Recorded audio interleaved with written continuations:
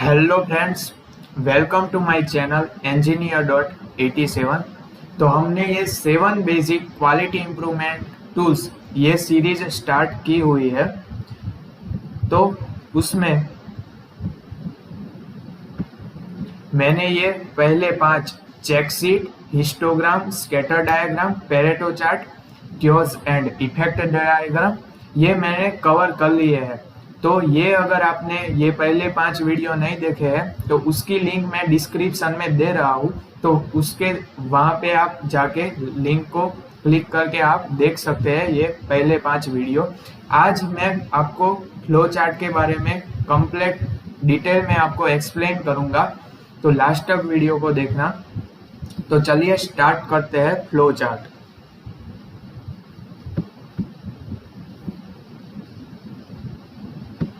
Yes, flow chart. So, what is the flow chart? Flow chart is a visual representation. ठीक है, flow chart हमारा क्या है? एक टाइप का विजुअल रिप्रेजेंटेशन है, लेकिन किसका? कोई प्रोसेस हम परफॉर्म करेंगे तो उसके स्टेप्स और डिसीजन को हम विजुअल रिप्रेजेंटेशन करेंगे, वो हमारा हो जाएगा फ्लो चार्ट। तो देखिए मैंने यहाँ वही लिखा है कि a flow chart is a visual representation of the sequence of the steps and decisions needed to perform a process. कोई प्रोसेस है, उसको परफॉर्म करने के लिए वेरियस स्टेप्स और डिसीजन चाहिए, तो उसका मैं विजुअल रिप्रेजेंटेशन बनाता हूँ, तो वो मेरा हो जाएगा फ्लो चार्ट। ठीक है, अब बात करते हैं कि कब हमें यूज करना चाहिए flow chart. So, to develop understanding of how process is done, कि कोई प्रोसेस है वो कैसे हो रही है, वो अगर मुझे फाइंड करना है, उसका एनालिसिस करना है, तो मैं फ्लो चार्ट उसका बना के वो प्रोसेस का जो अंडरस्टैंडिंग है, मतलब कि वो प्रोसेस कैसे हो रही है, उसका एनालिसिस मैं कर सकता हूँ फ्लो चार्ट के थ्रू। उसके बाद है to study a process for improvement. कोई प्रोसेस हो रहा है कंपनी में, तो उसका स्टडी करना है, क्योंकि हम उसका इम्प्रूवमेंट कर सके, तो वहाँ पे भी ये फ्लो चार्ट यूज हो सकता है। To communicate to other how a process is done. देखिए, अब 2 इंजीनियर है, तो दोनों इंजीनियर को एक ही प्रोसेस पे वर्क करना है, तो मतलब पहले एक इंजीनियर ने प्रोसेस कैसे करना है वो फ्लो चार्ट उसका बना लिया, फिर वो फ्लो चार्ट के थ्रू वो आसानी से कम्युनिकेट कर सकता है दूसरे इंजीनियर के साथ, तो वहाँ भी फ्लो चार्ट वेरी यूजफुल हो सकता है। When a better communication is needed between people involve with the same process. कोई एक ही प्रोसेस के साथ बहुत सारे पीपल इन्वॉल्वमेंट है, तब बेटर कम्युनिकेशन कराने के लिए हम फ्लो चार्ट का यूज करते हैं, और प्रोसेस को डॉक्यूमेंट करने के लिए भी फ्लो चार्ट यूजफुल होता है। तो अब फ्लो चार्ट में कौन से सिंबल का यूज होता है वो यहाँ पे मैंने टेबल लिया है, तो आप देख सकते हैं ऐसा जो सिंबल होगा सिलेंडरिकल शेप, तो इसका जो फंक्शन है वो है रिप्रेजेंट अ स्टार्ट और एंड पॉइंट। तो अगर आपको स्टार्ट और एंड करना है प्रोसेस का, तो आपको ये सिंबल ड्रॉ करना पड़ेगा। ये एरो है वो क्या दिखाते हैं कि relationship between the representative shape. Okay, so shapes है डिफरेंट, फॉर एग्जांपल ये सिंबल और ये दूसरा सिंबल, तो ये दोनों के बीच का रिलेशनशिप मुझे दिखाना है, तो उसके लिए मैं ये एरो का यूज करूंगा। ठीक है, अब ये पैरेललोग्राम, ये सिंबल है वो इनपुट आउटपुट के लिए यूज होता है। फिर रेक्टेंगल रिप्रेजेंट अ प्रोसेस आपको दिखाना है, तो रेक्टेंगल आपको ड्रॉ करना पड़ेगा। और डायमंड शेप है वो डिसीजन मेकिंग सिंबल है, और डायमंड इंडिकेट अ डिसीजन। अगर आपको डिसीजन लेना है, यानी कि कोई क्वेश्चन पूछना है, ठीक है, तो वहां पे आपका यूज होगा डायमंड शेप। तो ये डायमंड शेप बहुत ज्यादा यूज होता है और यूजफुल होता है फ्लो चार्ट में। ये चीज आगे मैं आपको 3 एग्जाम्पल आपको समझाने वाला हूँ, वहां पे आपको क्लियर हो जाएगी कि ये सिंबल कैसे हमें यूज करने हैं। ठीक है, आई होप कि आपको बेसिक ओवरऑल फंडा क्लियर हो गया होगा कि फ्लो चार्ट क्या है, कंपनी में हम क्यों यूज करते हैं। अब हम एग्जाम्पल देखते हैं ताकि आपका फंडा और ज्यादा क्लियर हो जाए। तो ये एग्जाम्पल नंबर 1 है। तो पहले देखिए फ्लो चार्ट एग्जाम्पल।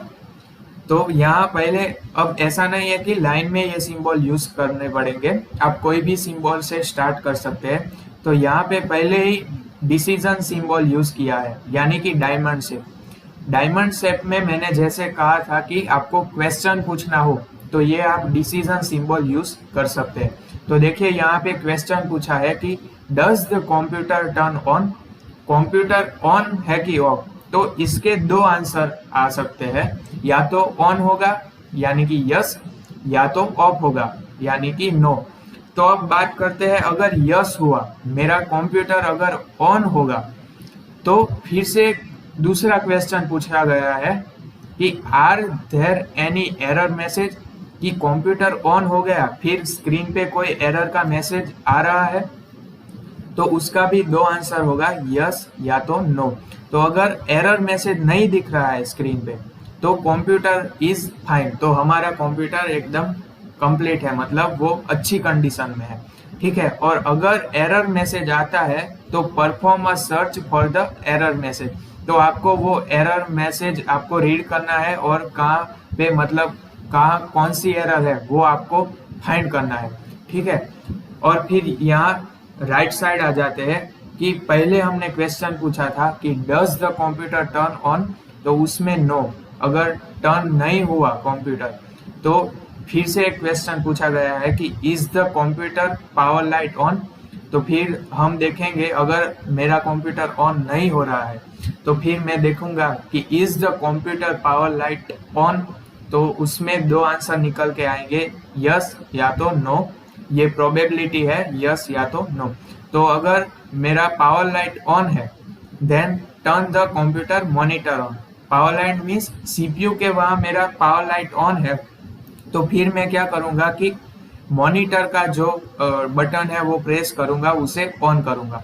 और नो है यानी कि पावर लाइट मेरा ऑफ है, तो मुझे क्या करना पड़ेगा कि चेक द पावर कोड, मतलब जो वायर होगा जो कंप्यूटर को पावर दे रहा है वो मुझे चेक करना पड़ेगा। तो ये एक फ्लो चार्ट एग्जाम्पल हो गया, कंप्यूटर ऑन है कि ऑफ, मतलब कंप्यूटर का एनालिसिस किया गया है कि अच्छी कंडीशन में है कि नहीं। आई होप आपको अब फंडे क्लियर होते जा रहे होंगे।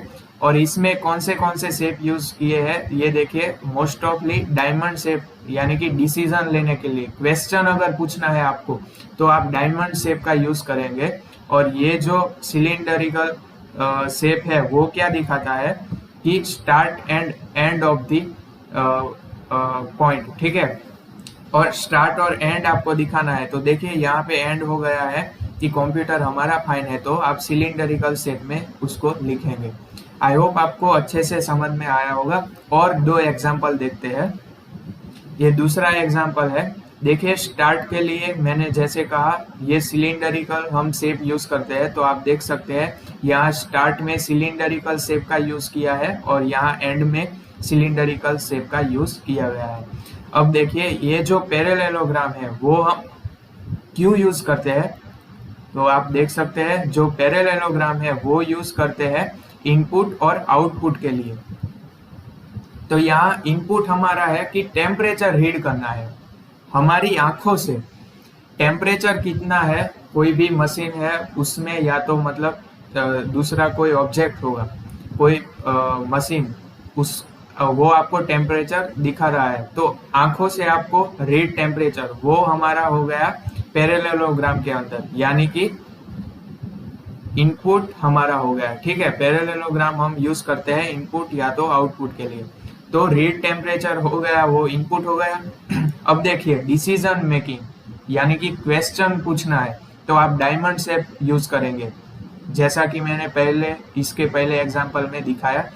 डिसीजन लेना है तो आप डायमंड शेप का यूज करेंगे। तो देखिए ये डायमंड शेप के अंदर मैंने लिखा टेम्परेचर लेस देन 30। पहला इनपुट था वो क्या था कि टेम्परेचर को रीड करना है। उसके बाद हमने डिसीजन लिया कि टेम्परेचर या तो लेस देन 32 होगा या तो उसके ग्रेटर देन 32 होगा। तो अगर टेम्परेचर लेस देन 32 है, यस, यानी कि प्रिंट इज बिलो फ्रीजिंग, तो ये कंडीशन में आ जाएगा, प्रिंट इज बिलो फ्रीजिंग। और ये नो है तो प्रिंट इज अबव फ्रीजिंग में आ जाएगा, ठीक है। और ये हमारा एंड हो गया। तो ऐसे आप फ्लो चार्ट तैयार कर सकते हैं कोई भी प्रोसेस के लिए। इससे क्या होगा, आप मतलब ये देखिए, ये सब आप लिखेंगे ऐसे, मतलब लाइन में कि first read the temperature, after check the temperature, if the temperature is less than, तो वो समझने में भी आपको टाइम लगेगा, सामने वाले को समझने में भी दिक्कत होगी। लेकिन अगर आप फ्लो चार्ट बनाते हैं तो आप वो आसानी से समझ सकते हैं। और एक एग्जांपल देखते हैं। पहले देखिए, ये लिया है कि लैम्प इज डजंट वर्क, कोई लैम्प है वो वर्क नहीं कर रहा है। तो उसके बाद डिसीजन मेकिंग है, यानी कि क्वेश्चन है कि लैम्प है वो प्लग्ड इन है कि नहीं है। तो दो कंडीशन आएगी, यस और नो। अगर नो है तो प्लग इन द लैम्प, तो आपको क्या करना होगा, लैम्प को प्लग में डालना होगा। और अगर यस यानी कि लैम्प ऑलरेडी प्लग्ड इन है, तो फिर कंडीशन आ सकती है कि बल्ब बर्न आउट है कि नहीं, मतलब बल्ब हमारा वो डैमेज हो गया है कि नहीं।